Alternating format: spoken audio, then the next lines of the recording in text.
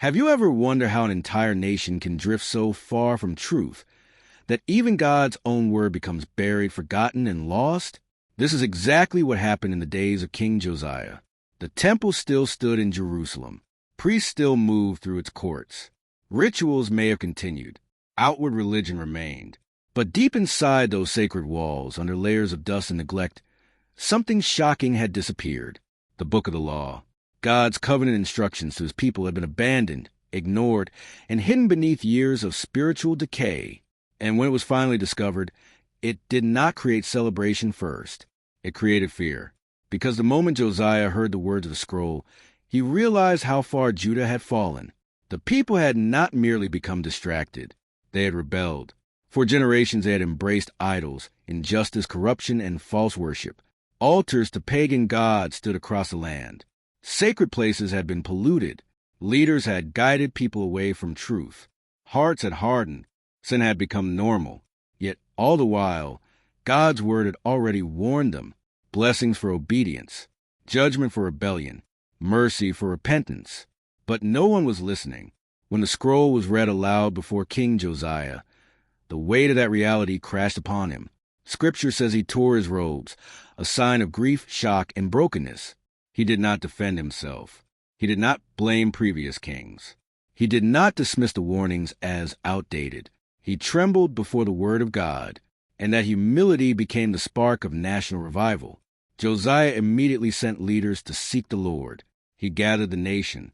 He publicly read the covenant before all the people. Then he made a bold decision. The idols had to fall. Every altar built to false gods was torn down. Every corrupt priest removed. Every pagan shrine destroyed. Every compromise confronted. Even the places people had accepted for years were smashed and burned. Because when the truth of God returns, counterfeit worship cannot remain standing. Josiah understood something many still resist today. You cannot hold on to idols and walk fully with God. You cannot preserve rebellion while asking for blessing. You cannot bury truth and expect spiritual life. So the nation repented. Passover was restored with sincerity and reverence unlike anything seen for generations. Worship became more than ceremony. It became covenant renewal. What made this moment so powerful was not political reform. It was spiritual awakening through the authority of God's word. One forgotten scroll exposed decades of deception. One reading of truth shattered national complacency. One humbled king changed history. And the lesson still echoes today.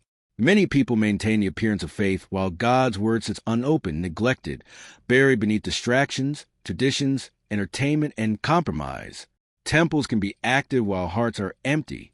Songs can be sung while sin remains untouched. Religion can continue while truth is missing. But when Scripture is rediscovered, truly heard, truly believed, truly obeyed, it still does what it did in Josiah's day. It convicts. It exposes. It tears down idols. It awakens repentance. It restores worship. It revives nations, churches, families, and souls. The question is not whether God still speaks. The question is whether we are willing to tremble when he does. Because revival often begins the same way it began for Josiah, when forgotten truth is open again. And when it is, everything false must fall.